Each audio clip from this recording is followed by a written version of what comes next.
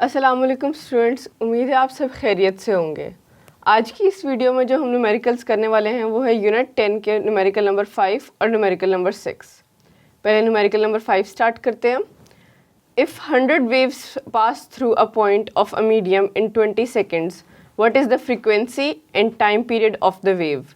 If wavelength is 6 centimeter, calculate the wave speed. अब इसमें वो क्या कह रहे हैं? वो ये कह रहे हैं कि अगर एक मीडियम से 100 वेव्स पास कर रही हैं 20 सेकेंड्स में, यानी कि एक मीडियम के किसी पॉइंट पर 100 वेव्स वहाँ से गुजर रही हैं कितने टाइम में? 20 सेकेंड्स में। तो उस वेव की फ्रीक्वेंसी और टाइम पीरियड क्या होगा? दूसरी बात वो ये कह रहे हैं कि if wave length is 6 centimetre, यानी कि उसमें बनने वाली वेव लेंथ 6 सेंटीमीटर की है, तो वेव स्पीड क्या होगी? इसको फाइंड करने के लिए सबसे पहले डाटा को सॉर्ट करते हैं। नंबर ऑफ़ वेव्स पास्ड, जिसको हमने प्रेजेंट किया है n से, वो है 100। देन अगली बात है टाइम टेकन, यानी कि कितना टाइम लिया जा रहा है, वो है 20 सेकेंड्स। और तीसरा जो डाटा हम लोगों को गिवन है वो है वेवलेंथ, जो कि 6 सेंटीमीटर्स है। इसको हमने 100 से डिवाइड करके 0.06 मीटर्स कर लिया है। सोल्यूशन की तरफ आते हैं। सबसे पहले हम फाइंड करेंगे फ्रीक्वेंसी। फ्रीक्वेंसी किस तरह से फाइंड की जाती है बच्चों? फ्रीक्वेंसी फाइंड करने के लिए नंबर ऑफ़ वेव्स पास्ड को डिवाइड करते हैं टाइम टेकन से, यानी कि एक जितनी भी नंबर ऑफ़ वेव्स एक स्पेसिफिक टाइम में किसी मीडियम से पास कर रही हैं उन दोनों को हम डिवाइड कर लेंगे। हम लोगों ने नंबर ऑफ़ वेव्स पास्ड ली हैं 100 और उसको टाइम टेकन डिवाइड कर दिया है 20 से। जब हम इन दोनों को डिवाइड करेंगे तो हमारे पास आंसर आएगा 5 हर्ट्ज़। 5 हर्ट्ज़ है हमारी इस वेव की फ्रीक्वेंसी। नेक्स्ट पॉइंट है टाइम पीरियड फाइंड करना। तो बच्चों, टाइम पीरियड के लिए हम लोगों ने पढ़ा था कि टाइम पीरियड किस तरह से निकालते हैं। ये होता है रेसिप्रोकल किसका? फ्रीक्वेंसी का। अगर 1 को हम फ्रीक्वेंसी से डिवाइड कर दें तो हमारे पास आ जाता है टाइम पीरियड, यानी कि किसी भी वेव को या किसी भी बॉडी को एक पॉइंट, मीन पॉइंट से एक्सट्रीम पॉइंट तक जाकर वापस आने के लिए रिक्वायर्ड टाइम। इसको फाइंड करते हैं। सबसे पहले हम लोगों ने फ्रीक्वेंसी की वैल्यू पुट कर दी 5, जो कि हमारे ऊपर हम लोगों ने अभी फाइंड की थी।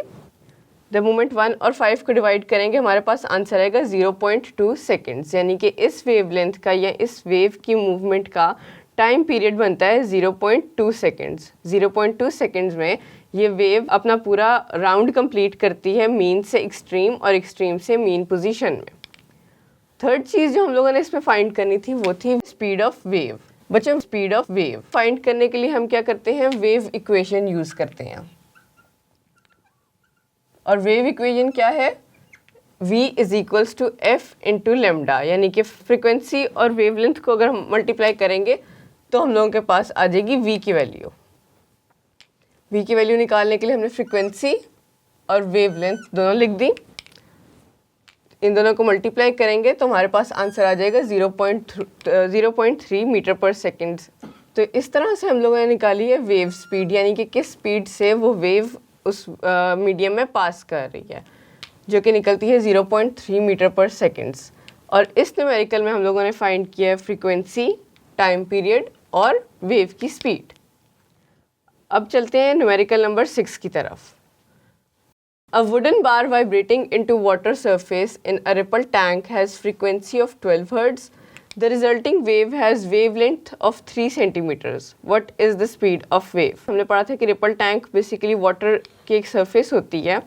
एक ऐसा ट्रे होता है जिसके अंदर पानी रखा जाता है और उसमें हम लोग वाइब्रेशन को फाइंड करते हैं। वाइब्रेशन के मुतालिक चीज़ें फाइंड करने के लिए रिपल टैंक यूज़ करते हैं।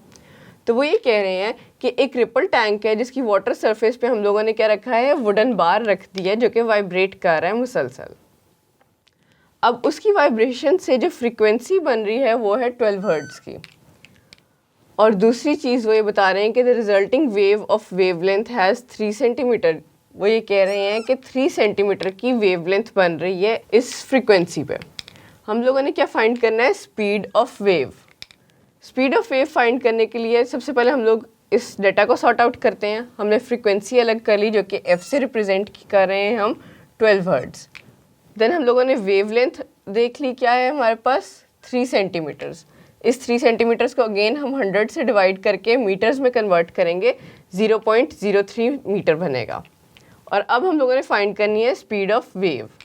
स्पीड ऑफ वेव फाइंड करने के लिए अगेन हम लोग यूज़ करेंगे वेव इक्वेशन, जो कि है v is equals to F into lambda, यानी फ्रीक्वेंसी इंटू वेवलेंथ। फ्रीक्वेंसी और वेवलेंथ को मल्टीप्लाई करेंगे, यानी 12 मल्टीप्लाई बाय 0.03 और आंसर आएगा 0.36 मीटर पर सेकेंड। दैट मीन्स कि इस पूरे न्यूमेरिकल में अगर एक वुडन बार को हम रिपल टैंक में वाइब्रेट करवा रहे हैं और उससे फ्रीक्वेंसी बन रही है 12 हर्ट्ज़ की, जबकि हमारी वेवलेंथ है 3 सेंटीमीटर की, तो हमारी उस वेव की स्पीड, उस वेवलेंथ की स्पीड क्या बनेगी?